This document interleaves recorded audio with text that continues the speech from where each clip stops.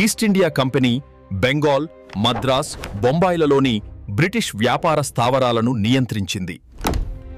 1784 Pitt's India చట్టం.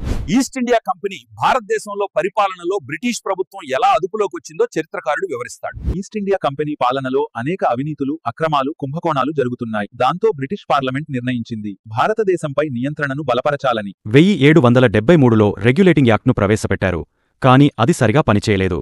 దాంతో parliament మరో కఠినమైన చట్టం తీసుకురావాలని నిర్ణయించింది. అదే పిట్స్ ఇండియా చట్టం. ఈ చట్టం ద్వారా చాలా ముఖ్యమైన మార్పులు జరిగాయి. బోర్డ్ ఆఫ్ కంట్రోల్ స్థాపన. బ్రిటిష్ ప్రభుత్వం భారత పరిపాలనపై నేరుగా పర్యవేక్షణ ప్రారంభించింది. Court of directors. East India company వాణిజ్య వ్యవహారాలు మాత్రమే చూసుకునేలా మార్చారు. బోర్డ్ ఆఫ్ కంట్రోల్లో 6 సభ్యులు ఉండేవారు. వీరిని నేరుగా బ్రిటిష్ రాజు నియమించేవాడు. గవర్నర్ జనరల్ మరియు అతని కౌన్సిల్ ఇప్పుడు కంపెనీకి కాదు, నేరుగా బ్రిటిష్ ప్రభుత్వానికి జవాబుదారీ అయ్యారు. పిట్స్ ఇండియా చట్టం వల్ల భారత పాలనపై బ్రిటిష్ ప్రభుత్వ పట్టు మరింత బలపడింది.